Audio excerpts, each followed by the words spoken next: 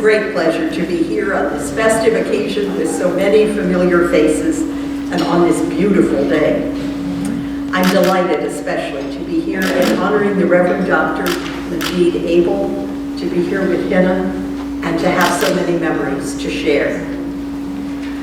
Even more, I'm pleased that Louisville Seminary is presenting this award. Distinguished alum ceremonies are those wonderful occasions on which the seminary honors its graduates whose work bears faithful witness to Jesus Christ and strengthens the church. But in the same festive act, the seminary honors itself by pointing to those who have gone from this place, newly prepared to pursue that work. Majid is such a faithful servant of God and of the church. And so today, both he and Louisville Seminary are honored together. Majid came to Louisville in 1996. He was the middle of three memorable students from the Presbyterian Church of Pakistan who came to LPTS during that decade. As we honor two of them today, we are reminded of the long-term impacts of particular and durable relationships, including those formed between people at the Presbyterian Center and throughout the PCUSA, and this particular member of the World Family of Reformed Churches, the Presbyterian Church of Pakistan. From the very first days that Majid was on campus, it was clear he was going to be a presence. He was a person of inquiring mind, unstoppable curiosity, and a willingness, an eagerness to consider the world from new perspectives. His family and his church had formed and grounded him in a faith so secure that he could grow joyfully in the presence of challenge and diversity. Majid threw himself into his studies and into the life of the community. We'd been told he'd come principally to study in Area B in historical theology, but he'd arrived a little early to settle in. There was a summer Hebrew class beginning, and somehow soon Majid was sitting in on the class, and he was helping with it. Then he was starting to imagine what resources would be needed to teach Hebrew to Urdu-speaking students back in Pakistan. And so it went, through the jam-packed year of his THM studies. This is the only time in my 30-plus years of teaching that my challenge as an advisor was to work with him to hone down from all of the courses in which he had somehow participated or learned to the small number of courses for which he would get credit. And Majid did so much more than study. He's a person with a remarkable commitment to making friends. He sought friendships with the widest variety of people around him, students, faculty, staff, people from congregations, and other places in civic life. He seemed to attend every seminary activity and drop in on every campus group. In those long ago days, computers were not so easy to come by, and the library computer lab, then new, was the second home for those who couldn't go to their rooms to log on. But, Majid complained to me, the lab was only open during library hours. It closed exactly when he wanted to start doing his computer work, having finished all of his evening conversations. And so, with the supportive non-notice of Dean G. March, Majid would then slip into my office, which I had left deliberately, if illicitly, unlocked.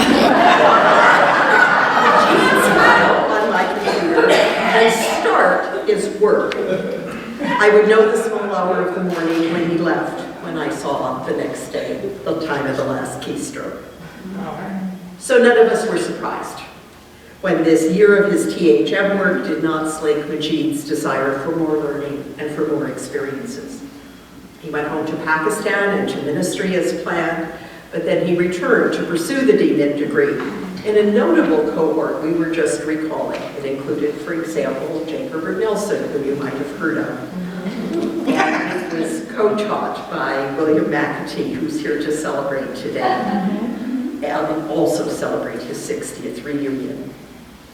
Majid's project was a seminary course on the history of the church in Pakistan, which he then had to return to Pakistan to teach so that he could do the reflective part of the project report.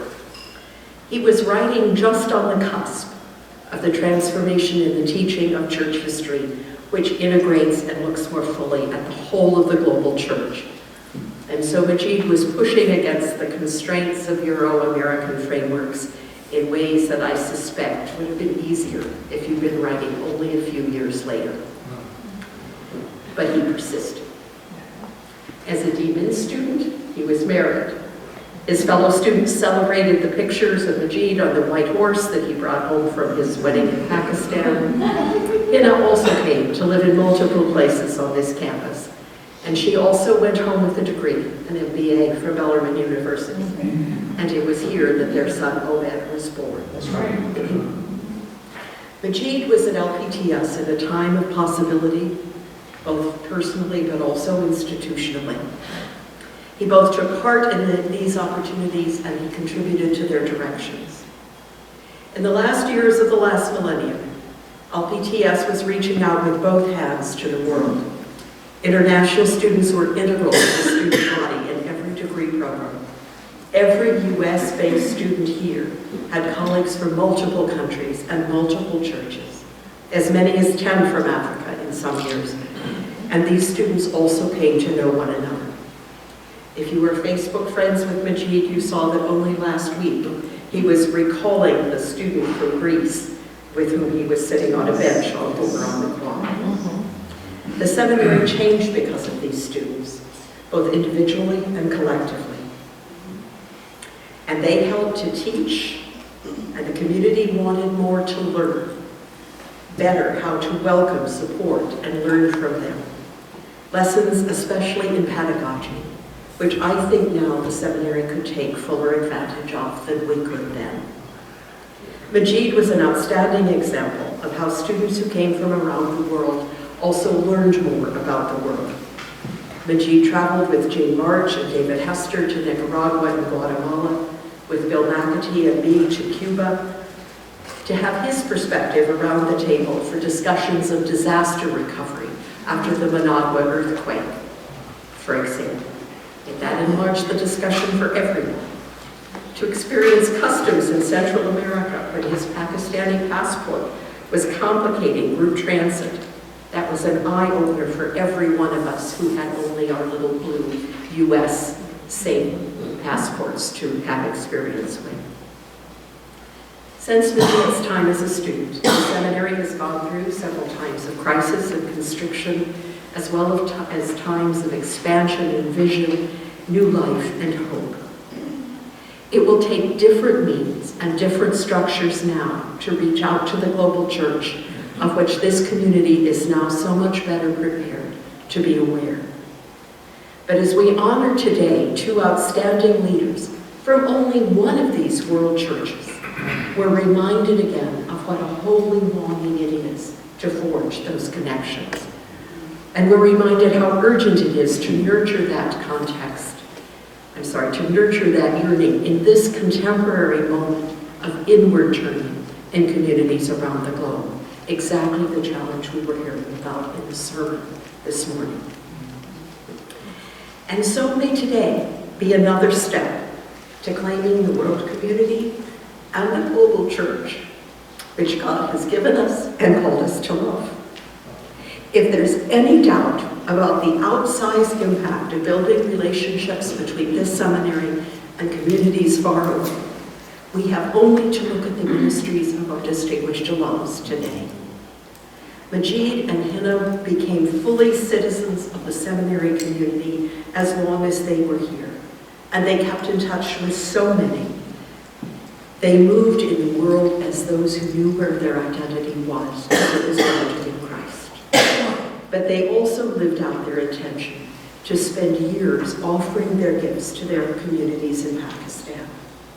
Majid has a pastor's heart, and he has led his congregations through the rhythms of the Christian year and the rhythms of congregational and family life cycles, all in the midst of a context that overwhelmingly does not lift up such Christian perspectives, and sometimes more or less overtly is hostile to them.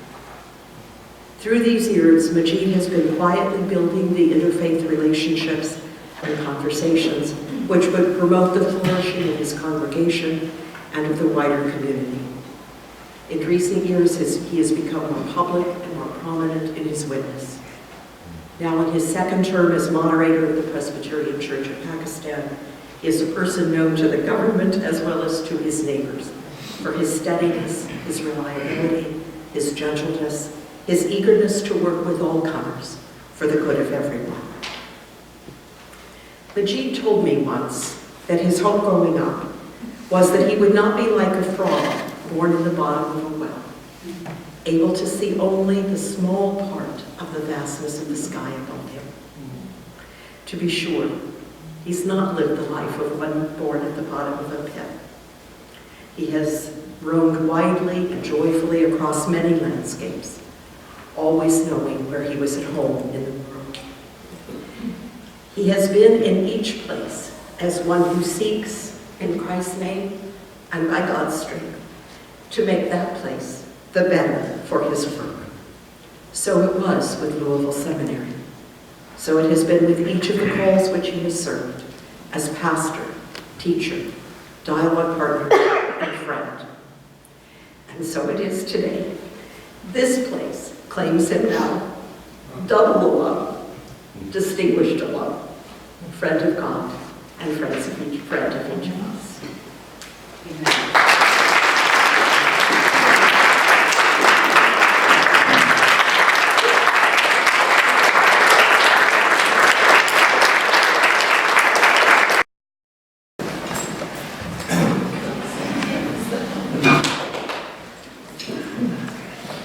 Somebody wrote me an email and said you would have 10 minutes. Today, she will know us better, Pakistanis. We love good food and Mike.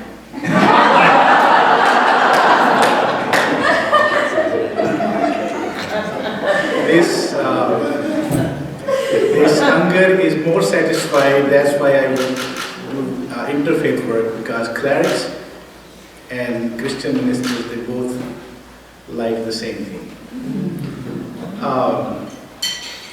I am so overwhelmingly humbled, honored.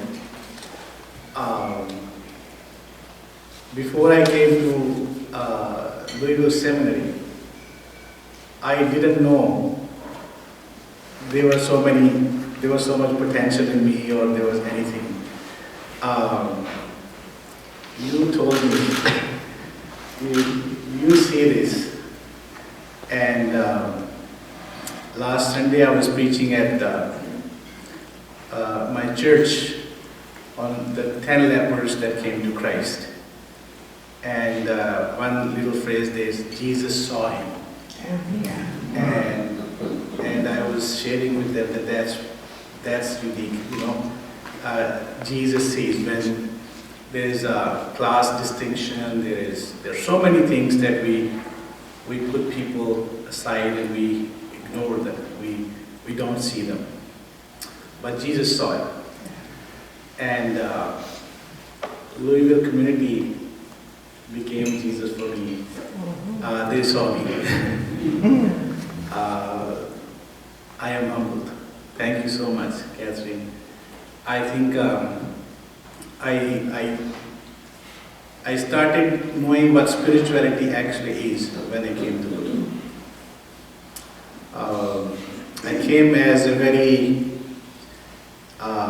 with a lot of enthusiasm, as Catherine mentioned. One of the phrases I had to hear when you come with enthusiasm is, Majid, don't let your intellectual eyes look bigger than your intellectual stomach.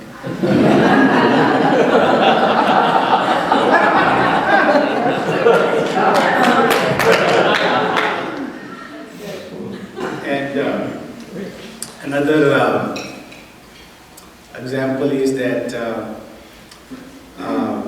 when my draft was going back and forth, I don't know, maybe the 50th time, and the next the sentence that has stayed with me is, Majid, you're so good. You accept criticism so well.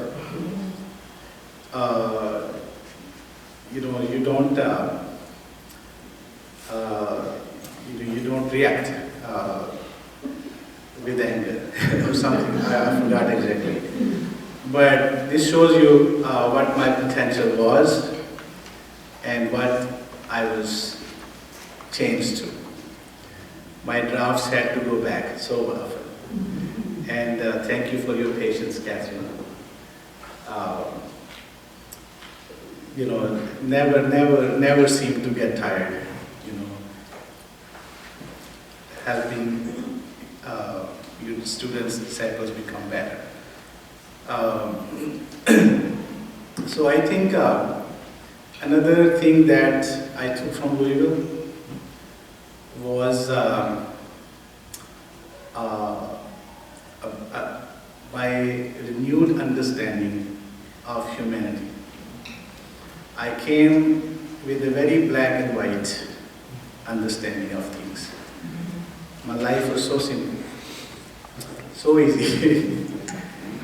It became very complicated when it was time for me to go back, because I started feeling uncomfortable with how easily we reject people for any reason. And Catherine Johnson, Jean March, Trisha Tull, Amy Powell, David Hester, John Mulder, Bill McAtee. I wrote the names so that I don't forget, but I think my time will be will run out. But that was the you know, unique and most wonderful time of my life. I was 27 when I first came, and I was still single.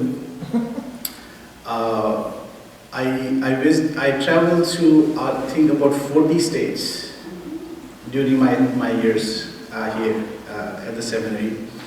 And the other day I was thinking, if my fellow students at that time were Uber drivers, they would have made a lot of money. just taking me to airports and bringing me back. Polly, Charity, Teresa. If only we met. And I fell in love with apple pie. Actually, all pies. Teresa and me used to make all kinds of pies, you know, because they knew that Majid is away from home. He's probably missing home, so let's make pie for him. We had pie parties a lot. And this is, you know, I just fell in love with pies. I don't discriminate. People ask me which pie you like the most. Just, you know, make a pie. I have to tell you several stories before my 10 minutes run out. We were in, I think we were in Guatemala. And Jean March, he was so you know, proud of his taste buds, and he likes spices and all that stuff. And I was like, I'm from Pakistan, I can take more. So we were in Guatemala. They took us to a village, and the village people were hosting us with their local, I think it was soup, bowl of soup, and some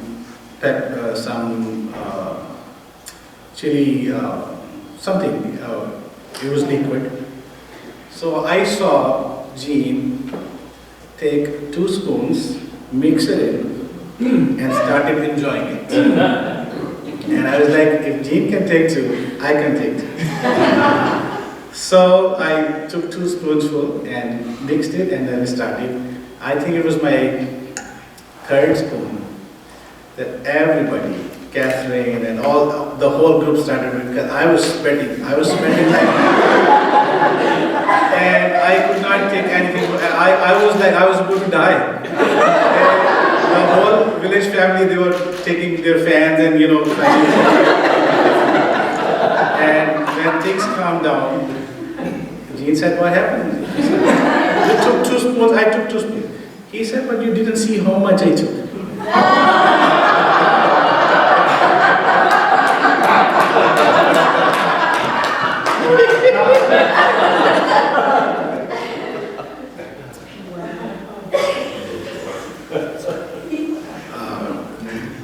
Really, it has been a wonderful journey. So later my wife joined me in '98, we were married. And April 12th, correct date?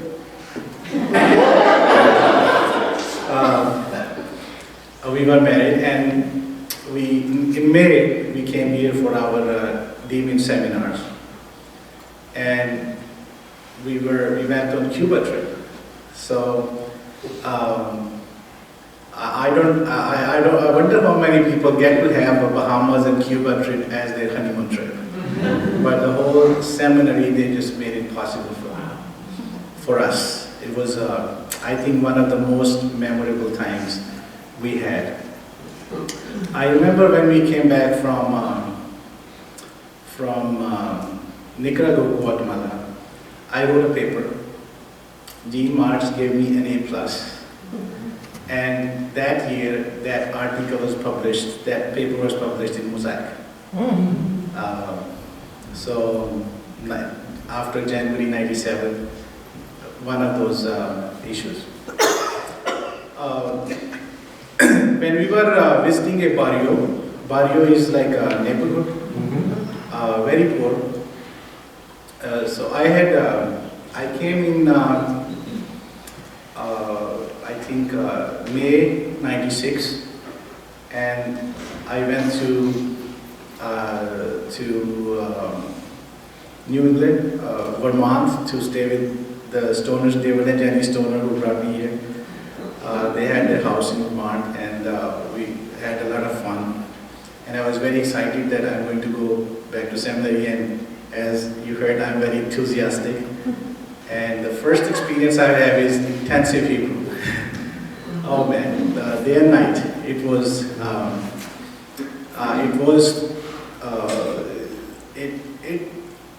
This is what's called culture shock.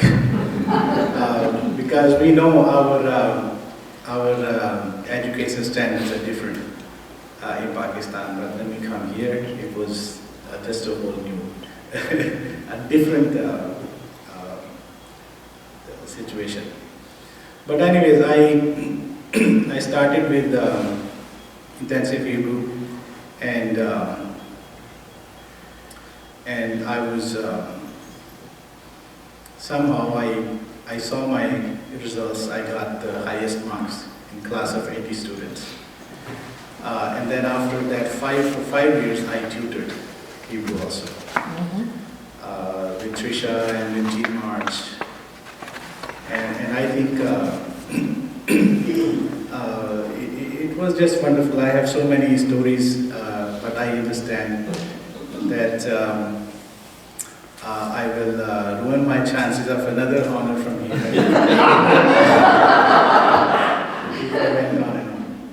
But all my friends here, I stay in touch with on Facebook, or I meet during my journeys.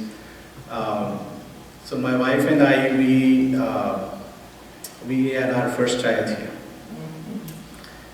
And we had the first baby shower at Jean's house. That's right. Jean and Margaret hosted a baby shower. And then we were living in furlough home when we had a baby. And this whole community, it became our, first baby away from home. We had nobody from home here. But everybody was just so out to help us. Seminary, it's like, it was a big ocean for us. We were so blessed with the friendship and love, and I think I can write maybe 10 volumes just sharing about the love we received here. Thank you so much. This is, I think, with as much thankfulness, gratitude I can pour out of my heart. I just want to say thank you. I know after 4 or 5 years, it had been 4 or 5 years, like one day I just suddenly called Polly. I said, Polly, I'm going to land at Dallas Airport. Can you pick me? I didn't know she lives an hour or so away. Oh yes, no problem.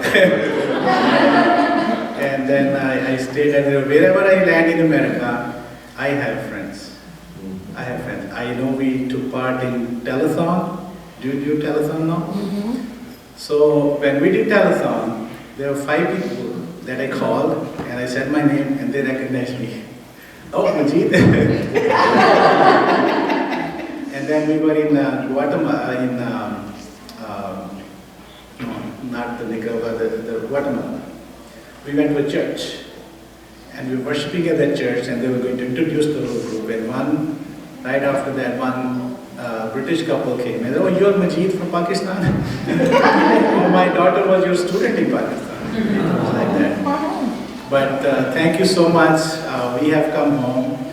When my wife and I came back to Louisville 3-4 years after we had left, we drove from Atlanta to Louisville, and when we were just entering Louisville, we both could not stop our tears because we have made so many memories here.